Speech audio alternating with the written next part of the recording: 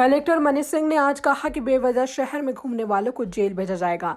उन्होंने कहा कि सावेर रोड पर आज से अस्थायी जेल तैयार हो जाएगी।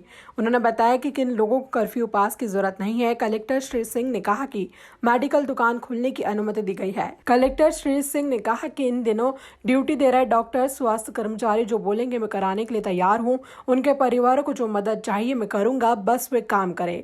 कलेक्टर ने बताया कि एक ऐप बनाकर विभिन्न क्षेत्रों में मरीजों का डाटा एकत्रित किया जा रहा है, जिससे कोविड-19 के लक्षण वाले मरीजों की जानकारी जुटाई जा सकेगी और ऐसे मरीजों का अलग से उपचार किया जा सकेगा। शहर में किराना सामान वितरण व्यवस्था को लेकर उन्होंने कहा कि नगर निगम द्वारा 1100 परिवारों पर एक किराना सप्लायर को जवाबदारी दी जा रही है।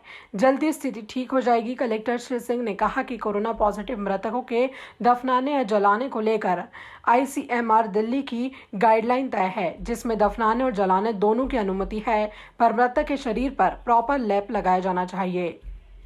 इंदौर से खुशबू यादव की रिपोर्ट। इसमें जो भी इस तरह के कोविड से सिमिलर लक्षण वाले केसेस हैं वो उसमें रिकॉर्ड हो रहे हैं। उसमें ही डॉक्टर की टीम भेज रहे हैं। जो सुबह में आज आया था, जल्दी आया, नाराज भी हुआ था लोगों पे, उसी में टीम जा रही हैं और उनको चेक कर रही हैं कि इसमें कौन है जिसको कि अपने को ट्रीटमेंट देना है, कौन है जिसको कि सैंपलिंग करानी है और कौन ऐसा पेशेंट है जिसको कि अपने को अस्पताल में अरबिंदो ले जाके एडमिट कराना है, ताकि डॉक्टरी सुपरविजन में उसका ट्रीटमेंट हो। तो वो डाटा से सबसे अच्छी बात ये है कि जब आशा कार्यकर्ता आंगनबाड़ी जाती है वो पूछती है लोगों से आप किसके सिम्टम्स हैं। किसी ने बोला साहब सर्दी खांसी है, हमको वो लिख लिया। किसी ने बोला कि साहब पेट दर्द कर रहा है, वो लिख लिया। किसी ने बोला साहब पैर दर्द कर रहा है, वो लिख लिया। किसी ने बोला सर दर्द कर रहा है, वो लिख लिया। और ही पूछते हैं क्या सिम्टम्स है, वो सब एंटर होते जाते हैं। तो जो कोविड रिलेटेड सिम्टम्स हैं उनको हम लोग पिक करते हैं, उसमें ऐप अपने आप पिक करता है उसमें। उससे जैसे कल 400 घरों का हम लोगों ने सर्वे किया तो मेरे ख्याल 23 ऐसे लक्षण थे जिस पे हम लोगों को ध्यान देने की ज़रूरत है। ऐप से ये फ़ायदा हो रहा है। इसमें जितने भी ऐसे मोहल्ले हैं जहाँ पर कोविड के लक्षण ज़्यादा पाए हैं, यहाँ पर हम लोग अगले 4 से 5 दिन में 100% मैपिंग करके पूरा पता लगा लेंगे इस सभी मोहल्लों में, चाहे बॉम्बे बाज़ार हो, चंदन नगर हो, खजराना हो, आज़ाद नगर हो, नया रानीपुरा और ये दौलतगंज वाला पूरा क्षेत्र हो गया, टाटपट्टी वाला बाखल वाला क्षेत्र हो गया, चंपाबाग वाला क्षेत्र हो गया, तोड़ा वाला क्षेत्र हो गया। इन सभी क्षेत्रों में हम लोग मालूम पड़ जाएगा कितने पेशेंट्स हैं जिसके लक्षण इससे मिलते जुलते वाले हैं। उनको हम लोग फिर पर्सनली ध्यान देंगे, डॉक्टर्स जाएंगे, उसमें डॉक्टर आइडेंटिफाई करेंगे कितनों के लक्षण इस प्रकार के हैं जिनको कोविड होने की संभावना है। उनको फिर हम लोग सैम्पलिंग कराएंगे उनकी। उसमें से ये भी डॉक्टर आइडेंटिफाई करेंगे कितने ऐसे हैं उसमें कोविड संभावित केसेस में जिनको कि अपने को एडमिट करा देना चाहिए, उनको एडमिट करा देंगे। हम लोग का मकसद है कि हर व्यक्ति ठीक हो जाए पूरा।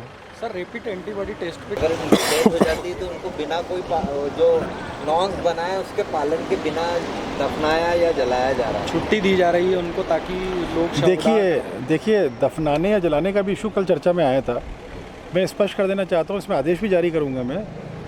जो ICMR की गाइडलाइंस हैं दिल्ली की, जो केंद्र सरकार की गाइडलाइंस है दिल्ली से, उसमें दफनाना भी अनुमति है और जलाने की अनुमति भी है।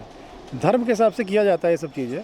जिन धर्म में आप शमशान में ले जाके आप उनको अंतिम संस्कार करते हैं, जलाते हैं, वो भी अनुमति है उसकी। और जिन धर्म में अपन कब्रिस्तान ले जाके अगर अपन उसको दफनाते हैं उसकी अनुमति भी है। बस ये उन्होंने लिखा है उसमें कि जो कोविड पेशेंट्स है उसमें ले प्रॉपर होना चाहिए, बॉडी का प्रोटेक्शन प्रॉपर होना चाहिए और उसको ज़मीन के अंदर गाड़ना चाहिए। जो सामान तो 3 से 4 फीट है उसका, वो उसमें फिट मेंशन नहीं है, पर उनका कहना ऊपर बॉडी नहीं रखी जाएगी, क्योंकि जो इनकी गाइडलाइंस है उसमें कितने फिट पर दफनाएंगे आप, कितने नीचे, उससे मतलब नहीं। इनको बस ये है कि ऊपर न रखी रहे बॉडी और ले प्रॉपर हो बॉडी पे जो भी प्रोडक्शन है। बाकी सर इसमें असल में ये हुआ कुछ मामलों में कि बॉडी में आदमी की डेथ हो गई, उसका टेस्ट गया हुआ था, अस्पताल ने उसको छुट्टी दे दी, घर ले गए और 1.5 दिन बाद उसकी रिपोर्ट पॉजिटिव आ गई। इस तरह की जब चीज़ें, देखिए टाटपट्टी बाखल में जो हो रहा है वो जो आप बतला रहे हैं वही नतीजा है।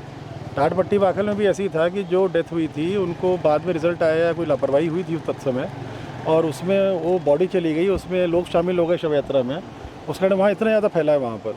तो ये चीज़ कंट्रोल कर रहे हैं हम लोग। इसीलिए जो ये मैं ब्रीफिंग कर रहा हूँ सब जगह डॉक्टर्स की या निजी अस्पताल वालों का आदेश जारी कर रहा हूँ, उसमें इसीलिए कर रहा हूँ मैं ये कि किसी प्रकार की लापरवाही इस समय शब्द योग नहीं है।